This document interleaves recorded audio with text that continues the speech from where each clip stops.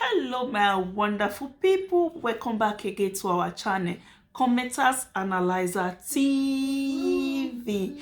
My people, we don't carry another matter come again. Another verse, another beginning. Rita Ayemiomo matter, that is Rita. We are still on her marriage issue. This one now Rita and Princess Ivie get issue now. Not be Rita na Princess Ivie come and she come dey para say her fans dey ask her why you no go Rita marriage. She come dey para say make dem no ask her anything, say she no get any issue with anybody wey invite her for marriage, say she go. So my amazing people, now know say for this channel, before we go on the comment section, we would like to play little of the audio give una. We'll still like to analyze the audio some more, or na the comment section we will go. More na here waiting make commenter drop some comments where we go bring out show na my amazing people. So my wonderful people, before we go to the audio, please not fail to subscribe on this channel. Support your girl to grow this channel. Please my amazing people, your one subscriber will carry me go far for inside this YouTube. Please not fail to subscribe. Please subscription are free, not be money that take this subscribe. Just help me touch that button that says subscribe and touch it again to on the notification bell, in case whenever I drop any video una go still receive and still come back and watch. God bless you my amazing people. So we will go on the video now, on the audio. May I let una hear little of the audio when make commenter drop comments when they drop. Okay, my wonderful people, let's play the audio. Rita invite me for marriage. What you concern Rita? I'm not sure say I'm married. Yes. Rita do marriage, you invite me. I don't know whether Rita do marriage. Don't invite me now. Where I make it, I'm not telling you where you are. This your makeup now for marriage. These people, commenters. Makeup with those. They don't bust bust. Sis. I'll be here. When I say I don't go to marriage, you can invite me for marriage. What if I come Nigeria before me? I don't know when to do marriage. It's a mama day. So my people, she say Rita not invite her for marriage, na make her no go. Una no presenter get lot of problem. I believe the reason why. Okay, let's continue. I invite you for marriage. Since I entered Nigeria, she never came for call me one day. And she never came call me one day. I'm not supposed to invite me for my way. You can do what you want others. Anyway, I don't talk about it. I don't talk about anybody. I don't talk about anybody. You understand? She not invite me, that be the truth. And like she invites me, I will say I forgo. She don't invite me. I'm not hypocrite. Yes, so she don't do like the best very important for where she did. So that not be anything for when we did too. Not everybody did their day. Can I want to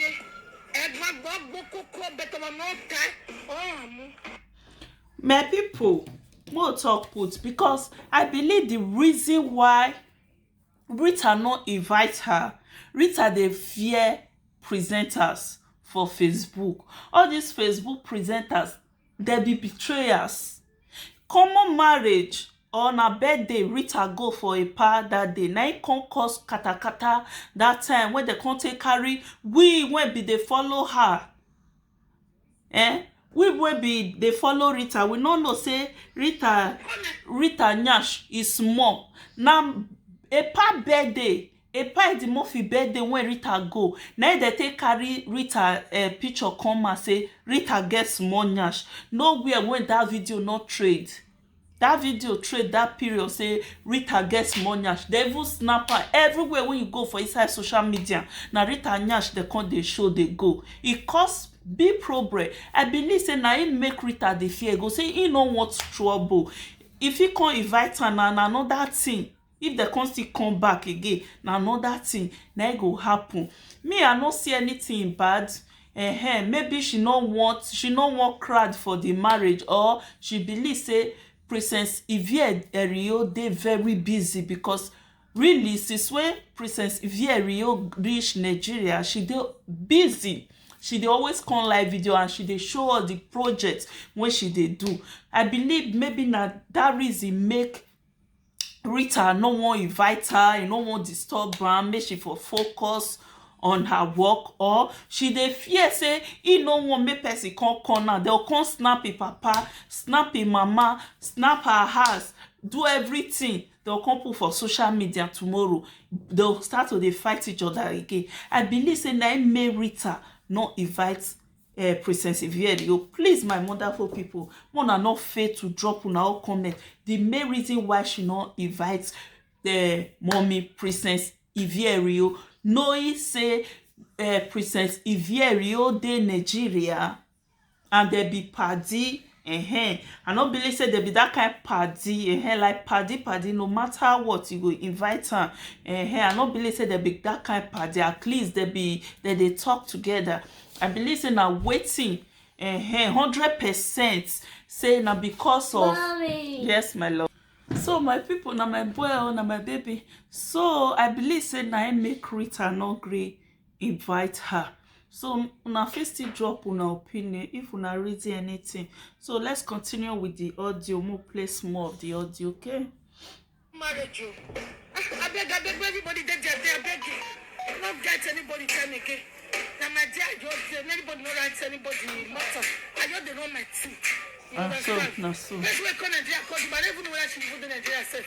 Let's work on Nigeria code marriage. I can see your sister, your friend in Nigeria, any hour she says to me. She did Nigeria, she did come to marriage. I did Nigeria since more than 3 weeks. She's supposed to come and say, my sister, they come Nigeria, I didn't know how she come.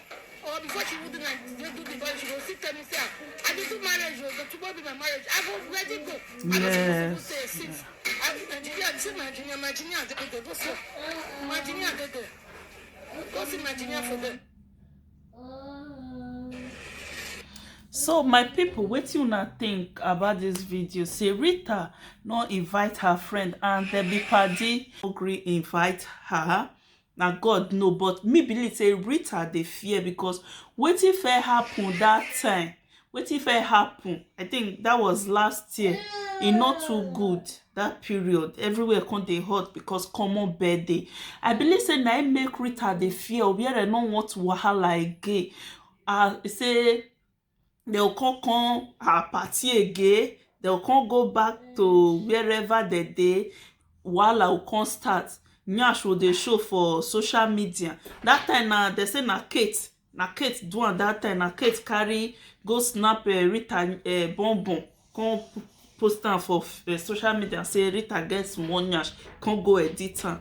So I believe now those things Rita they try to avoid. My people, we'll continue. You understand me? My son, you read my destiny. I didn't do my thing. Get anybody time again. Everybody they go their go. Everybody go their go. I don't get time. Everybody go their go. I know say this thing provoke ivie erio. Normally, if you get friend, if you call me your friend, as you dey do marriage, even though as you dey come, as you dey this side, you dey come, you never call me. As you reach Nigeria, you call your friend, say, na my marriage, you fit come abeg, may you come. No, if you ask am whether I go fit come, you say abeg, may you come. Because all of them they be party, you say you go invite her. But it go provoke you, madam. You still provoke small, you still rest because everybody dey this social media. Wetin they do Rita for a pa Edimorphy birthday. I believe say na all those reasons make Rita no wan invite anybody for her marriage. Because Obiere no want wahala. No be say after they don't go party finish now. Marriage don't finish. They'll come they carry all her picture around her dad and mom, everything. Rita not get anything for mind. Me believe say na this reason na make Rita. Not because Princess ivie they busy. No. Now because of wetin fair happen for a pa birthday. Na make Rita not gree invite her. My people, we'll finish the audio. You do Nigeria, you do marriage, nothing coming. And let me say, we're not at the same level. Man, make she can learn now. But today, let she come down there. I will my buyer. Everybody did their nail. No, don't do that myself. So far, the next one is 8 plus 8. 8 plus 8. I'm doing a water. What lie? 8 plus 8.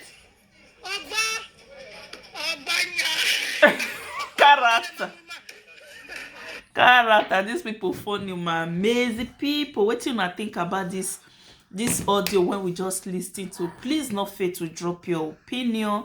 Drop what you think about this audio, my amazing people. We get so many comments for here. This one say it was a best idea for her not to invite you. You forget so soon how you take her birthday picture, take bully her. Na her wedding na Nigeria was past. No more friend, and do not blame her for that, please. My people, now see, now Nigeria na go was past. He say our first commenter now say person the Princess Ivie don't fair use Rita birthday to bully her. You see why all these our presenters, you can never trust them. No tell them anything. All of them. I don't say anyone where I come out to. No tell them anything. If kasala bought tomorrow, when it go bust, everything when you tell them, now they see what they happen for social media. You get people when you still talk to, no matter how you take cause them, they not go open mouth talk wetin you tell them. You get someone you not fit talk to, when you just cough like this, they will remember say this person tell me something years ago or months ago. Now I won't use this thing to bully the person. So they know they trust presenters, our Benin presenters. You can never trust them. All of them, they bully themselves. They say, me I be not know say Princess Ivie don't still bully Rita. Say he use Rita birthday picture to bully her. You see why Rita no agree invite people, no agree invite anybody. No even tell anybody say she dey go Nigeria, because she know say if she tell them say she dey go Nigeria go do marriage, some people wey get teeth for back, wey get eyes for back, they will send people go Rita house make dem for go monitor how they take do wetin she wan do. Picture for don dey fall out. I like the idea as Rita take hide do her marriage. I like her because common birthday, pa birthday when they go that day, no be small fight for this social media. E can't even worse Rita come dey cry for social media, my people. So I believe now those reasons make her no wan invite anybody. Our second commenter say, after all what you guys have displayed on social media, you still want someone to invite you, a live video presenter, to her party. Una dey go back to watch una live video sef. Because all these people, they be tigers. I tell una say presenters, you can never trust them. Not trust them with any of your words, unless you know say this person are your bestie when you know from bongo. You fit trust am with any of your words. You go know say e go keep am for you. You see all this one, so you dey pass through stress. You say, may I tell this person, bye bye, oh, now you can't know that time. So our second commenters can say, he said, no verse, she for invite you, but she not trust you like that, because not be everybody when person see for social media be better friend. I beg, not to vex. She not just trust you for 1 minute because you be two-faced. I don't know whether she be two-faced. So our next commenter can say, to me, Rita do am well. He do am well because person when never learn Facebook, that person no go ever learn again. My people, our next commenter come say Rita not send you na today you know to Ritoto you are not relevant at all. So my people, amen o comment for you. So people, so my wonderful people, more rest for the comment today. Una know now say this our channel, as we dey edit, we dey paste the comment for the screen so that una go see the comment when people drop for this video. Comment many, they talk many things. So my amazing people, God bless you for your wonderful support. Please, if you know say you never subscribe and you get patient to watch this video to this extent, please no fail to support your girl. Support somebody's mom, somebody's sugar mommy, somebody's side chick, somebody's wife to be. Please support me, support me, support me. You guys are so amazing. Please support me to subscribe. That button that says subscribe, please touch that button. No watch and come out like that. Please help me to subscribe.